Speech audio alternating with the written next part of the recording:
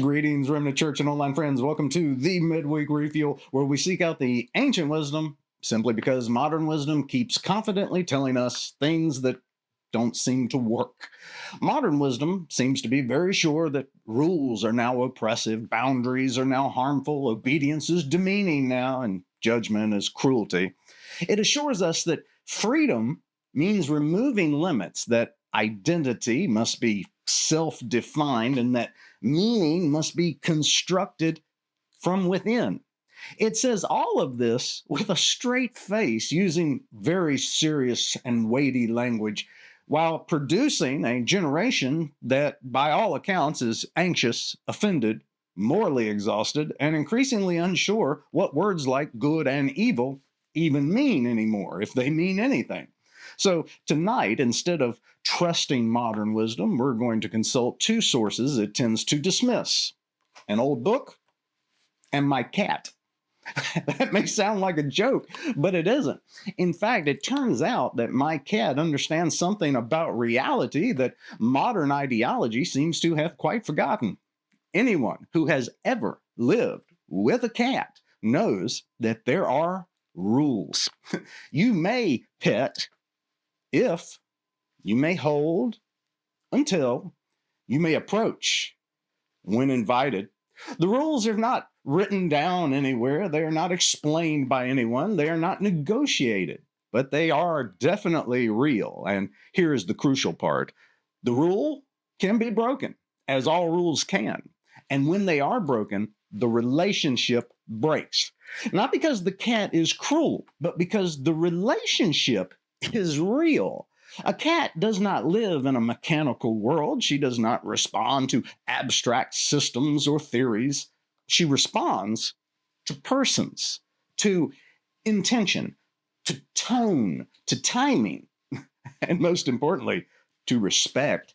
Affection flows when the conditions are honored and met. Judgment arrives when they are ignored. And the cat does not resent this reality. She does not feel oppressed by being a cat.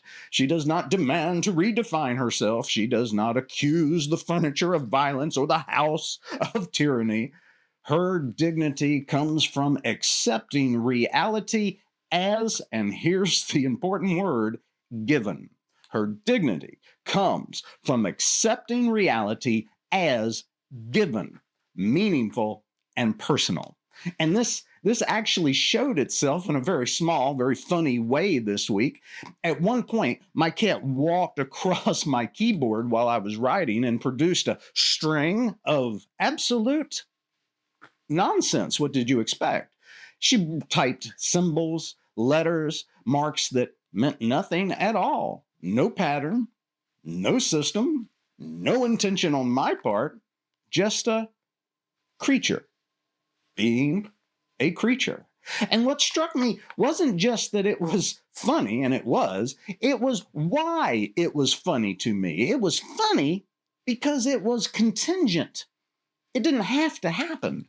It wasn't programmed. I didn't expect it. It wasn't optimized by the algorithm.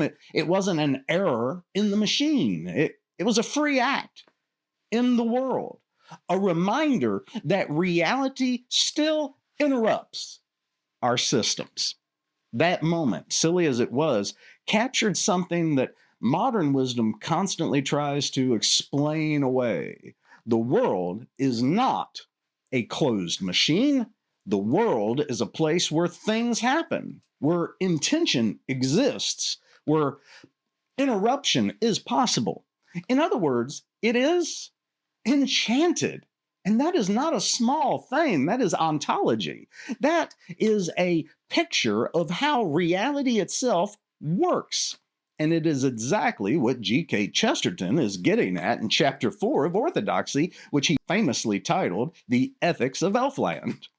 Chesterton's argument in this chapter is not really about fairy tales. I hope you've caught on to that by now. Fairy tales are just the evidence of the reality. What he is actually arguing is that morality only makes a lick of sense in a world where reality is a gift. where law is real, where limits matter, and where obedience is meaningful. Fairy tales insist on rules. It's how they're written. They insist on strange, sometimes unexplained conditions. You may live happily ever after if you may enter the palace. If we did this in another lesson, if you'll remember back, you may break the spell. If modern people tend to think these rules are arbitrary or in some way cruel or from a dictator.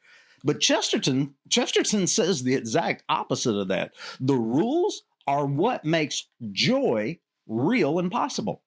A joy without conditions is not joy, it is entitlement. We hear that word a lot today, don't we? A gift without limits is not a gift. It is, at that point, an expectation. And a world without real law is not a world of freedom. It is a world of chaos dressed up as compassion. This is where modern wisdom begins to clash with reality. Modern wisdom tells us that boundaries are harm, that judgment is oppression, and that obedience is something only weak or manipulated people value or do. But anyone who's actually lived in the real world knows this can't possibly be true. Children do not thrive without boundaries. They dissolve. Marriages do not survive without vows. They evaporate. Communities do not endure without shared moral expectations. They fracture. We've watched this. And faith does not exist without obedience to the king. It becomes spirituality as mood, buffet Christianity or buffet spirituality. This is why Chesterton does not begin this chapter with dry doctrine. He begins with moral intuition. He begins with the feeling that life itself is a gift that did not have to be, that reality could have been otherwise, very otherwise, and that therefore gratitude and humility and restraint are the proper human posture. Modern thought collides with this intuition head on. It insists that everything is necessary, everything is inevitable, everything is determined, and the result of impersonal forces at the end of the day. It tells us nothing could have been otherwise, and therefore nothing ultimately deserves gratitude, deserves restraint, deserves obedience. Chesterton calls this a prison. Not because it is dark or terrifying, but because it is, at the end of the day, a closed system. He says modern people seem oddly proud that the prison is very, very large. Infinite space, endless systems, vast explanations, no windows, no fresh air, no forgiveness, no free will. And this is where modern culture's obsession with rewriting stories comes in. Stories like Wicked, for crying out loud. They feel deep to some people because they surgically remove moral law and replace it with psychological explanations. Villains are no longer villains. Villains are no longer evil. They are just misunderstood. Rules are no longer binding. They are power plays between factions, and sin is no longer sin. It's now trauma. Judgment is no longer justice. It's now cruelty. But a story where nothing can truly be wrong cannot produce redemption.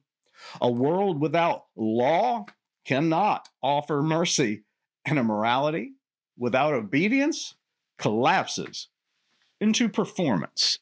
This is why modern wisdom can't pet the cat. It does not know how to live in a world with real limits. It does not know how to accept conditions without calling them oppression. It does not know how to distinguish between law and mechanism, between command and coercion. Before we let Chesterton speak for himself, let me take a moment for some spiritual housekeeping. If this teaching, if this series has been helpful to you, would you please hit the like and subscribe button and share it with a friend? Truth does not travel very far on its own anymore. The algorithms do not favor slow thinking, they do not favor ancient wisdom, and they definitely do not favor careful teaching. So the way this reaches other people is when real people like you and me decide that it's actually worth passing along. And that's not marketing, that's stewardship. All right, now, let's listen carefully because by now you already know what he's going to say. This was my first conviction, made by the shock of my childish emotions meeting the modern creed in mid-career.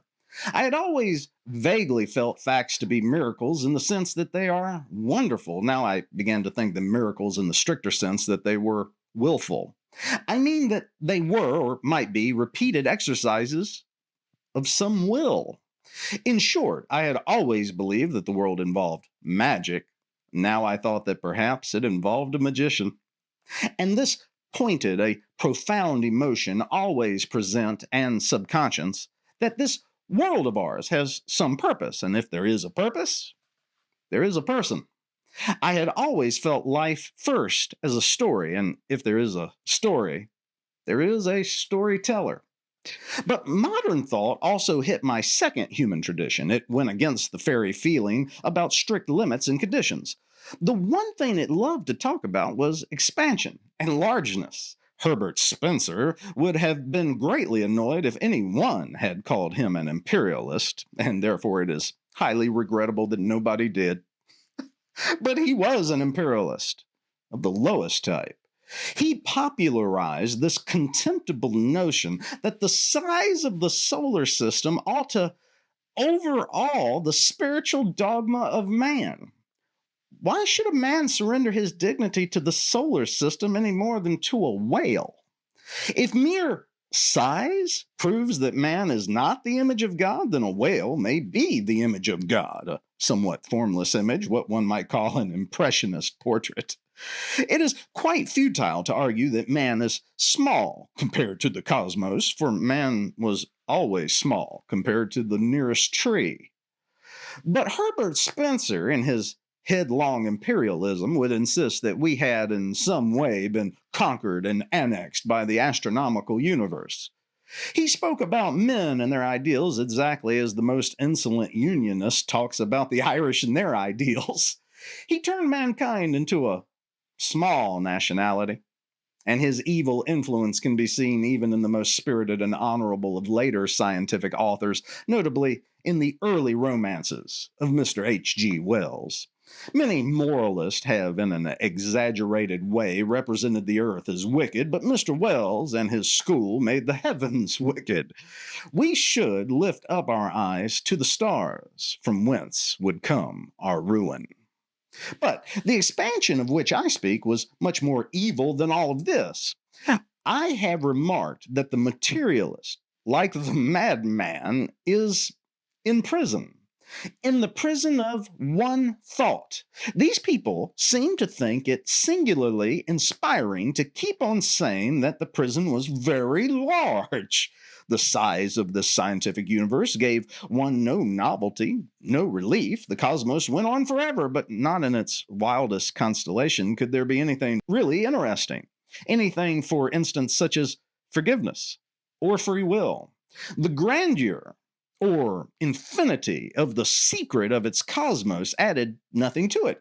It was like telling a prisoner in Reading jail that he would be glad to hear that the jail now covered half the country. The warder would have nothing to show the man except more and more long corridors of stone lit by ghastly lights and empty of all that is human. So these expanders of the universe had nothing to show us except more and more infinite corridors of space lit by ghastly suns and empty of all that is divine. In fairyland, there had been a real law, a law that could be broken. For the definition of a law is something that can't be broken. What follows is not a universal condemnation, but a diagnosis. Chesterton was describing a pattern that he saw forming in his own time, in his own age. We can now see that same pattern, not as a theory, but as a habit of the mind, one that has become common enough to feel normal. Modern man has largely forgotten how to obey without feeling humiliated by it. Obedience is instinctively interpreted as weakness or manipulation or psychological harm. Even obedience freely chosen feels embarrassing to some, as though dignity requires resistance. This is not because obedience is evil, but because modern wisdom has quietly relocated dignity from faithfulness to self-assertion. And once dignity is no longer found in keeping faith, obedience can only feel like loss. Modern man has largely forgotten how to break a rule without feeling justified. Every transgression arrives with a ready explanation. Responsibility is diffused into systems, histories, traumas, or environments. I'm getting so sick of that word trauma, most overused. I got trauma. Guilt is reframed as pathology. Repentance becomes unnecessary because wrongdoing never quite exist in the first place in their universe. Modern man has largely forgotten how to forgive without erasing judgments. Forgiveness has been flattened into affirmation. Mercy is offered only if wrongdoing is first denied, but forgiveness without judgment is not mercy. Forgiveness without judgment is indifference. In Christian theology, mercy flows through justice, not around justice.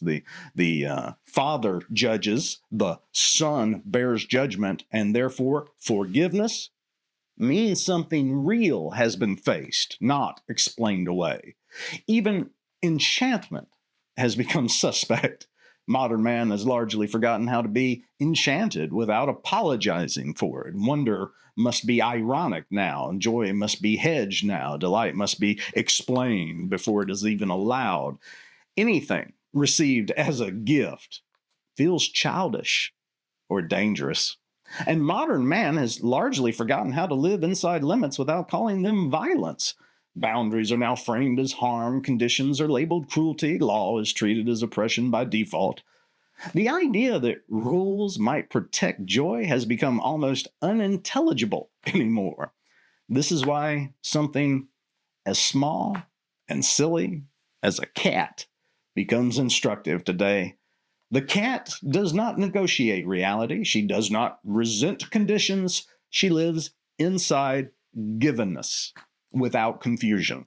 Her world is not mechanical. Her world is personal. You may approach if, you may pet until, you may stay, provided. When the conditions are violated, the relationship breaks. Not because the law was cruel, but because the relationship was real.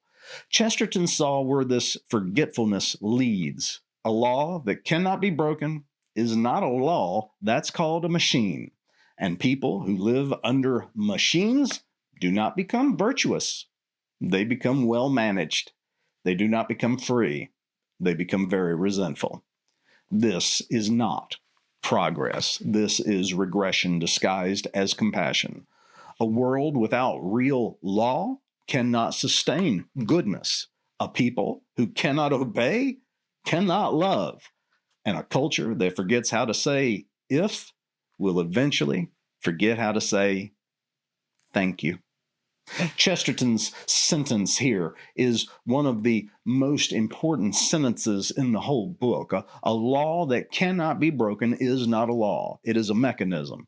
Gravity is not a moral law. Trauma is not a moral law. Biology is not a moral law. Systems are not moral laws. Moral law requires the possibility of disobedience, and disobedience implies responsibility, and responsibility implies dignity.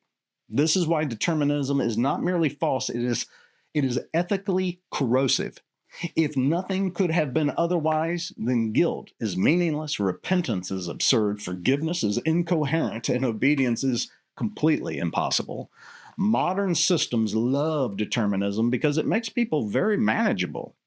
But Chesterton is interested in something else. He is interested in human dignity.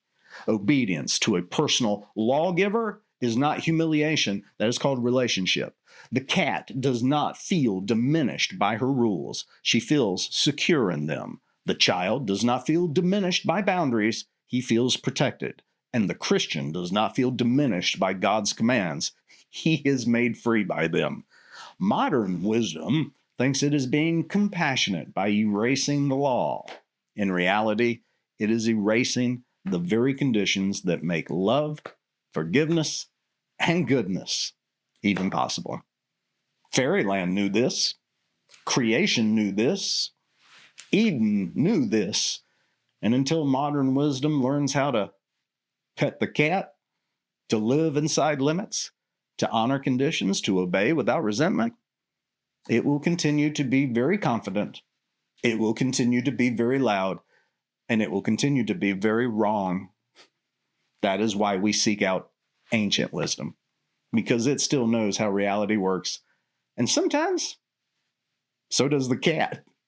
And this is where everything we've said tonight finally comes into focus for us, because the Christian claim is not merely that there is law or that obedience is good or that gratitude makes sense. The Christian claim is that the law has a face, that the giver has spoken, and that the storyteller has entered his own story.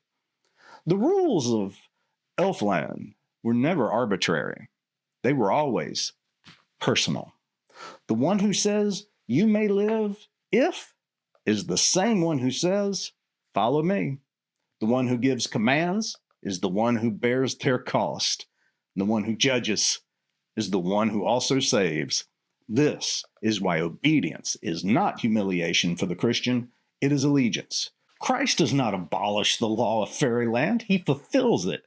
He does not flatten reality into a machine. He crowns it. He does not erase judgment. He carries it. He does not remove conditions. He becomes the condition. And because he lives, law is still law. Because he reigns, obedience is still possible. The world is not a closed system, no matter what you may have heard. It is not a very large prison. It is instead a kingdom. And the king has come. Christ is king. Hail to the king.